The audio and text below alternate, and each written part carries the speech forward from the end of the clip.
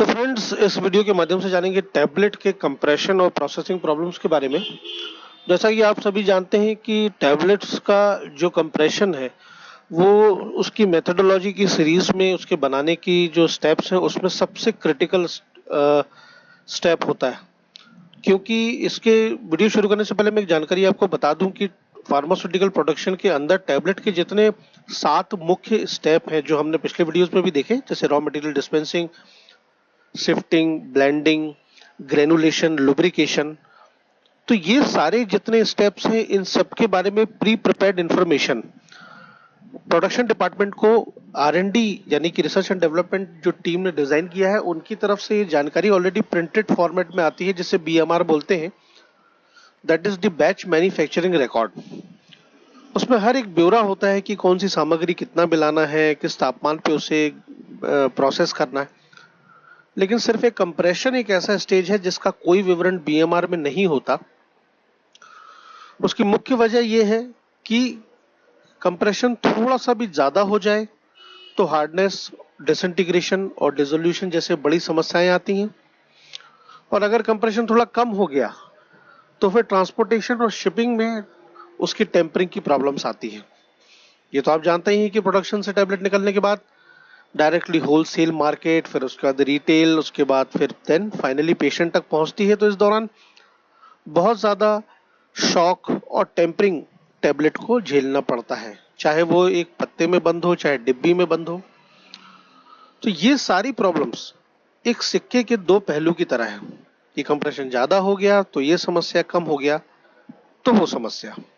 इसीलिए कंप्रेशन को at a time जहां पर वो चल रहा है एट ए टाइम ही उसे कंट्रोल किया जाता है, जो कि उस मशीन के ऊपर उपस्थित कर्मचारी और सुपरवाइजर की देखरेख में कम ज्यादा थोड़ा करके एडजस्ट किया जाता है। और इसी के संबंधित जो डिटेल है वो आज के इस वीडियो में हम टैबलेट के कंप्रेशन और टैबलेट सीरीज के भाग 3 में देखेंगे। जिस तरीके से आपने देखा होगा रोजमर्रा की जिंदगी में, आटा चक्की में ऊपर से गेहूं को डाला जाता है, फिर गेहूं 2 रोलर्स के बीच में पिसता है और फाइनली प्रोडक्ट के रूप में आटा बाहर आता है। ठीक इसी तरह से टैबलेट का कंप्रेशन भी 3 मुख्य चरणों में विभाजित है, जिसमें सबसे पहला फिलिंग यानी कि मशीन के अंदर वो पाउडर को फिल किया जाएगा। उसके बाद फाइनली कंप्रेशन होगा जिससे कि टैबलेट बनेगी, और तीसरा आखिरी भाग है इजेक्शन यानी कि टैबलेट बाहर आ जाएगी। तो ये 3 मुख्य उसके जो स्टेप्स हैं।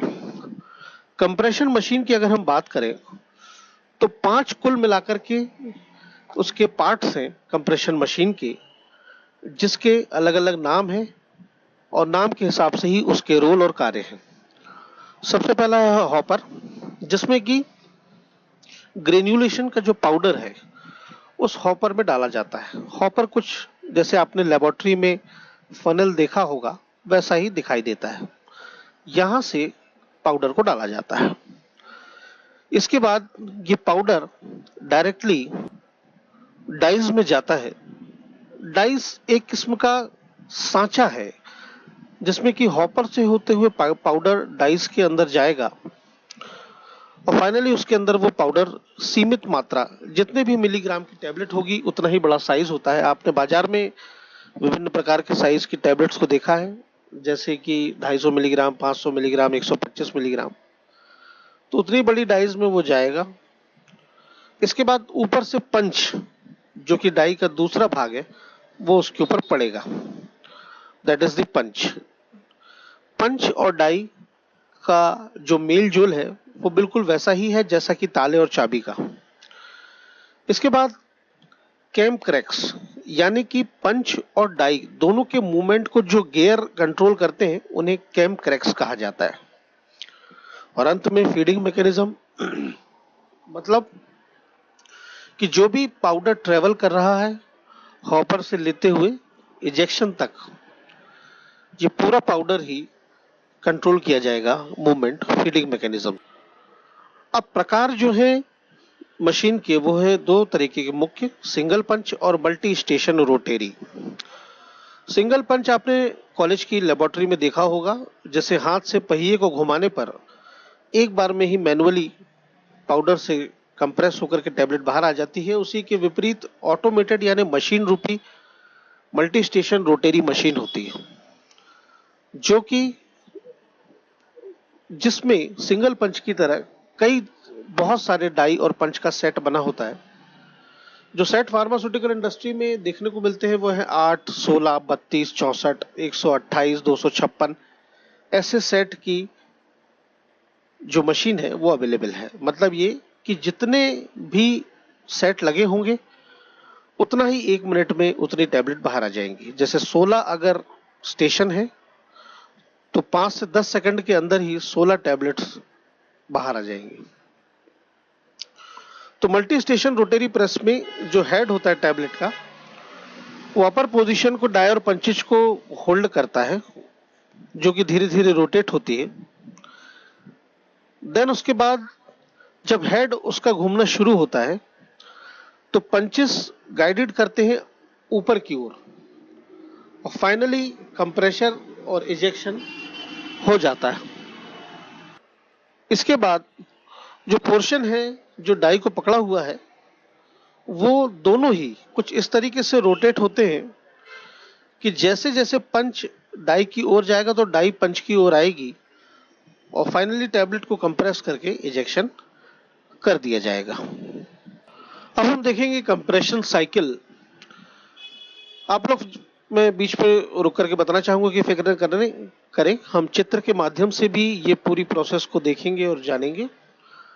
कंप्रेशन साइकिल में ग्रेन्यूल्स जो है वो हॉपर से होते हुए फीड फ्रेम में जाते हैं, जो कि एक इलाका होता है, मतलब जो सांचा है टैबलेट का उसमें ग्रेन्यूल भरेगा। इसके बाद वो ग्रेन्यूल अच्छी तरह से फैल जाएगा जो कि डाइज में जाएगा। पुल डाउन कैम, जैसा कि हमने अभी जाना कि कैम क्रैक्स का जो लोअर पार्ट है, लोअर पंच है, वो नीचे डाई को नीचे के अंदर धकेलेगा ताकि पाउडर अच्छे से भर सके। फिर इसके बाद ऊपर का कोई भी एक्स्ट्रा मटेरियल है वो स्वाइप ऑफ ब्लेड के जरिए बाहर हट जाएगा, यानी कि डाई के ऊपर जो पाउडर अतिरिक्त बच गया है वो एक ब्लेड है उसको साफ कर देगी।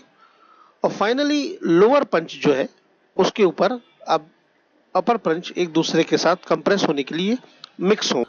अपर पंच एक पर्टिकुलर डिस्टेंस तक उसमें जाएगा जिसमें कि लोअर पंच के लिए कैविटी में इस तरह स्पेस बनेगा और फाइनली 3 स्टेप को एक साथ मिला करके फ्रेम ए, बी और सी मिक्स करके जब पंच करेंगे तो टैबलेट, ये जो मैंने स्टेप अभी तक आपको कंप्रेशन साइकिल के माध्यम से बताए, तो इस फोटोग्राफ में ये लेकमैन एंड लिबरमैन के रेफरेंस से लिया गया है। काफी अच्छी पुस्तक है इंडस्ट्रियल फार्मेसी के लिए। तो इस फोटोग्राफ में आप राइट टू लेफ्ट की ओर, जिसमें कि आप देखेंगे कि पहले कैविटी बनती है। जो ऊपर का सिरा आप ये देख रहे हैं एक और ये दो, ये दोनों ही अपर और लोअर पंचेस हैं और बीच में है डाई। तो सेकंड स्टेप में डाई नीचे जाएगी, यानी कि लोअर पंच नीचे की ओर जाएगा ताकि डाई में स्पेस बन सके। फिर अपर पंच नीचे की ओर आएगा। जी पार्ट में आप देखेंगे कि यहां पर कंप्रेशन फाइनल हो रहा है और लास्ट जो है eject, that is the I portion में आप देखेंगे कि नीचे का लोअर पंच ऊपर आएगा और इससे जो टैबलेट है वो इजेक्ट हो जाएगी। अब पिछले चित्र के का विस्तार पूर्वक ज्यादा इलेबोरेटिव चित्र आप अभी स्क्रीन पर देख रहे हैं। एज यूजुअल लोअर पंचेस है, अपर पंचेस है। ये जो कंप्रेशन रोल आप देख रहे हैं ये कैम क्रैक्स जो हमने बात करी थी वो है। फीडर यानी कि जहां से मटेरियल एक एक करके भरा जाएगा। जो लाल ये पोर्शन आप देख रहे हैं, लाल लाल जो डॉट्स देख रहे हैं, ये अपना मेन पाउडर ग्रेन्यूल है और बाकी वेट कंट्रोलिंग सिस्टम है एंड दैट्स ऑल। तो ये multi station compression rotary machine का चित्र आप स्क्रीन के ऊपर देख रहे हैं। तो इसमें एक बार फिर से राइट टू लेफ्ट की ओर जब आप देखेंगे, इसमें आप लेफ्ट से राइट की ओर देखें, लेफ्ट से राइट की दिशा में फाइनली कंप्रेशन बढ़ते जाएंगे और ये जो कैम क्रैक्स हैं ये उसको घुमाएंगे। तो जैसे जैसे प्रोसेस आगे बढ़ेगी डाई नीचे होती जाएगी, पाउडर उस पर बढ़ता जाएगा और फिर उसके बाद कंप्रेशन बढ़ता जाएगा और टैबलेट इजेक्ट होने की अवस्था में आ जाएगी। ये कुछ इंडस्ट्रियल लेवल के कंप्रेशन मशीन की चित्र आपके सामने। आज के टाइम में फार्मास्यूटिकल इंडस्ट्रीज के अंदर बहुत विभिन्न प्रकार की मॉडिफाइड तकनीकी दृष्टिकोण से काफी मॉडिफाइड कंप्रेशन मशीन अवेलेबल है। तो कंप्रेशन मशीन का जो मूल सिद्धांत और प्रिंसिपल है वो एग्जैक्टली सेम है, ना उसमें कुछ चेंजेस है, ना ही कोई उसमें बड़ा बदलाव है। जो हमने इस चित्र में भी देखा सब कुछ वही है, बस टूल सेट्स, डाइस और उसकी कार्य करने की क्षमता, पावर कंजम्पशन, रोटेशन की स्पीड और साथ ही साथ इकोनॉमी, यानी कि कम से कम समय में ज्यादा से ज्यादा टैबलेट का कंप्रेशन करना, इनके ऊपर इन कुछ मापदंडों के आधार पर ही कंप्रेशन मशीन का विभाजन होता है। जैसा उसका डिजाइन, जैसा उसका मॉडिफिकेशन, ठीक वैसे ही उसका नाम, उसका ब्रांड और उसका टाइटल। जैसे कि टूलिंग सेट्स बहुत तरह के आते हैं, कई तरह के टूलिंग सेट्स आप देख सकते हैं। टूलिंग सेट्स का मतलब आप ऐसे समझिए कि मार्केट में आपने विभिन्न प्रकार के साइज और आकार की टैबलेट देखी है। गोल, सिलेंड्रिकल, डायमेंशनल और कई तरह के उसके स्ट्रक्चर और शेप होते हैं। तो ये शेप के जो सांचे होते हैं उसे टूलिंग बोलते हैं।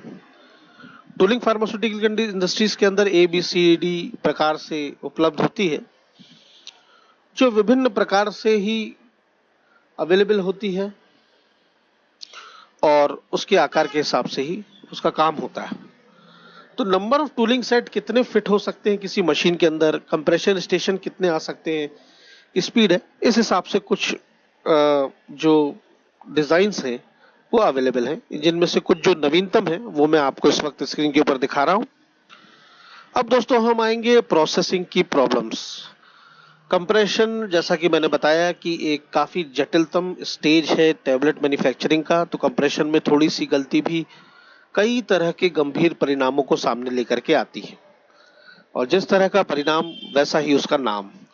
तो कुछ मुख्य जो प्रोमिनेंट कंप्रेशन की प्रॉब्लम्स अक्सर आती है उनको हम इस वीडियो में कवर करेंगे, जिसमें सबसे पहली है कैपिंग।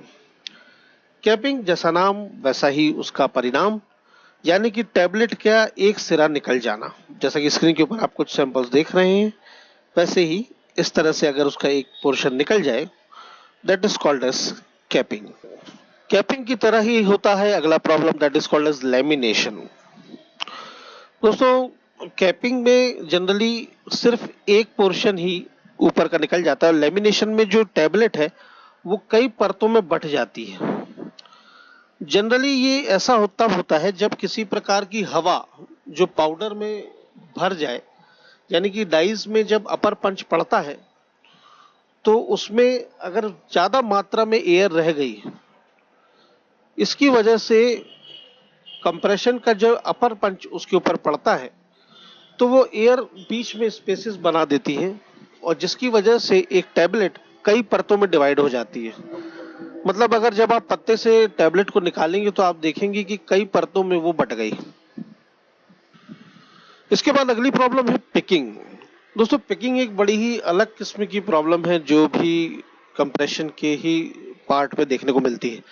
आपने किसी भी टैबलेट के ऊपर देखा होगा कि एम्बॉसिंग होती है, मतलब ब्रांड नेम की, जैसे सिप्रोफ्लॉक्सासिन 500 है या फिर मेटफॉर्मिन ग्लाइमेपिराइड है। तो हर कंपनी जनरली अपना एक लोगो टैबलेट के ऊपर एम्बॉस करती है। तो जब ये लोगो दरअसल डाई और पंच, यानी कि जो अपर पंच है उसके ऊपर पहले से ही सांचे में बनकर आता है, तो जब वो उसके ऊपर पड़ता है तो फाइनली फिर ये एम्बॉस देखने को मिलती है। ये जनरली ब्रांडिंग और मार्केटिंग का एक बहुत बड़ा स्ट्रेटेजी है। फार्मास्यूटिकल मार्केटिंग में, यानी कंपनियों में जो प्रोडक्ट उनके बहुत ब्लॉकबस्टर हो जाते हैं, मतलब जो सदियों से चले आ रहे हैं और मार्केट में उनका एक तरफा रिकॉर्ड है और काफी सक्सेसफुल हुए हैं, उनके लिए अलग से ही पंच के ऊपर एक सांचा कंपनी बनवाती है और फिर वो उसी ब्रांडिंग के चलते मार्केट पर देखने को मिलते हैं। तो जब ये पंच के दौरान अगर किसी प्रकार की गड़बड़ी हो जाए और वो सांचा ठीक तरीके से सही एम्बॉसिंग ना करे, तब इस तरह की पिकिंग प्रॉब्लम्स को देखने को मिलती है, यानी कि ठीक तरह से प्रोडक्ट की कंपनी की ब्रांडिंग की एम्बॉसिंग ना हो पाए। तो ये भी एक प्रॉब्लम है दोस्तों, जिसे पिकिंग कहा जाता है। नेक्स्ट इज दी स्टिकिंग, मतलब ये कि चिपकना।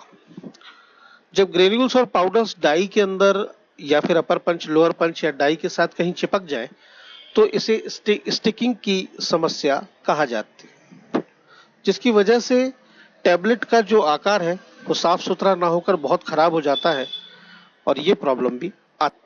अगली प्रॉब्लम है दोस्तों मॉटलिंग। मॉटलिंग का मतलब ये होता है दोस्तों कि आपने देखा होगा कि बाजार में कई तरह के रंग की कलर की भी गोलियां आती हैं, नीली, पीली, लाल, हरी, हर प्रकार के रंग की गोलियां प्रोडक्ट की एक यूनिकनेस को दर्शाती है। यहाँ तक कि कई प्रोडक्ट्स ऐसे हैं जो पेशेंट सदियों से खाते आ रहे हैं तो वो उस टैबलेट को, उस गोली को उसके रंग से पहचान जाते हैं। मैं जनरली उन ज्यादातर पेशेंट की बात कर रहा हूँ जो शिक्षित नहीं होते हैं लेकिन वो रंग से दवा को पहचानते हैं। साथ ही साथ ये एक प्रोडक्ट की इंटीग्रिटी को दर्शाता है, यानी कि प्रोडक्ट की यूनिकनेस को, कि हाँ ये कलर की है, तो जिससे कि एक अच्छा डिफरेंशिएशन भी मिलता है कि हाँ ये पीली कलर है तो ये ब्रांड है, और लाल कलर है तो ये है।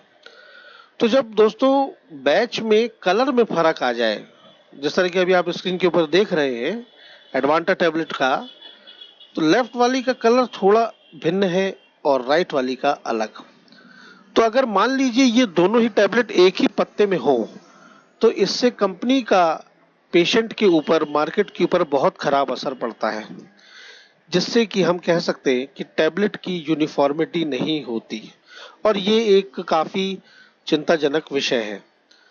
ये जनरली कलर के मिश्रण की वजह से हम या फिर हम उसे जो कंप्रेशन जब हुआ तब उस समय पे इम्प्रॉपर वेरिएशंस की वजह से, डबल इंप्रेशन की वजह से, कलर के कंसंट्रेशन में वेरिएशन होने की और भी कई सारे कारणों की वजह से ये होता है। अब जैसे नीचे के एक फोटोग्राफ में देखेंगे ये तीनों ही टैबलेट एक ही है, आप देख रहे होंगे ये सेम प्रोडक्ट है लेकिन ये तीनों एक दूसरे से भिन्न दिख रहे हैं। ये अलग है, बीच वाला आप देख रहे होंगे ये अलग है, फिर इसके बाद ये अलग है। तो ये जो वेरिएशंस है ये बिल्कुल भी एक्सेप्टेबल नहीं होते। अगर वेरिएशन आता है तो ये सबसे बड़ा प्रतीक होता है इस बात का कि एक टैबलेट दूसरी टैबलेट से किसी न किसी पैरामीटर से भिन्न है और इससे कंटेंट यूनिफॉर्मिटी और बड़े बड़े सवालिया निशान खड़े हो जाते हैं।